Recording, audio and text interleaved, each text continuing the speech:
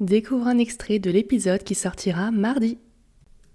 Donc, autre notion très importante, si jamais tu ne perds pas de poids et que tu ne sais pas pourquoi, ce sera le sport. Ok, souvent, il est surestimé ou bien il est carrément absent en fait.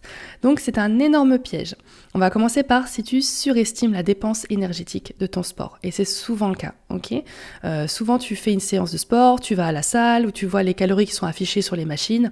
Elles sont largement surestimées. Largement, très très largement. En fait, ne t'y fie même pas. Fie-toi plutôt à tes propres ressentis, ce sera beaucoup plus juste.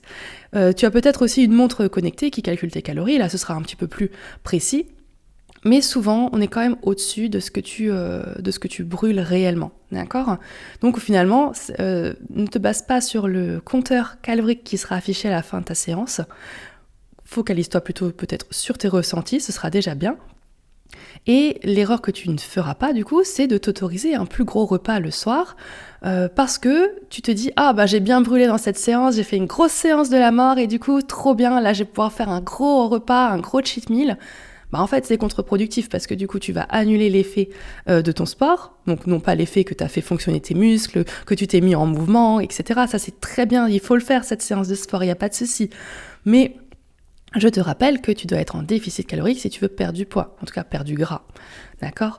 Donc ça va être important que tu continues à manger normalement, mais toujours très protéiné, avec des bons glucides, avec du bon gras, des assiettes équilibrées, etc.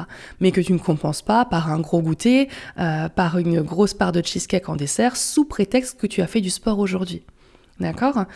J'aimerais aussi te dire que si tu fais 1 heure de sport, c'est super bien, mais ça va pas compenser une journée entière où tu es assis toute la journée. D'accord ? Souvent, j'ai beaucoup de personnes qui me disent qu'ils sont sportifs. C'est vrai parce qu'ils font du sport, peut-être quotidiennement même, mais souvent, c'est quand même des personnes qui sont sédentaires. Imagine juste, tu es 8 heures assis au travail toute ta journée, ok ? Ben, ça fait déjà 8 heures de ta journée où tu es assis. Imagine après que tu dormes 8 heures. Donc ta nuit, tes 8 heures, t'es allongé, tu fais rien. Ensuite, tu passes peut-être 1 heure dans la journée à manger, où t'es à table, tu manges. Peut-être que le soir, tu vas encore regarder 2 heures la télé, tu vas te mettre devant une série. Et bien tout ça, ça va faire 19 heures dans ta journée, sur 24, où tu vas être soit assis, soit allongé. Donc c'est pas avec 1 heure de sport que tu vas d'un coup être quelqu'un d'hyperactif et un grand sportif. Non, c'est génial de faire 7 heures, parce que beaucoup ne le font même pas. Mais ça va pas enlever le fait que tu vas être quelqu'un de sédentaire si tu fais que 1 heure de sport.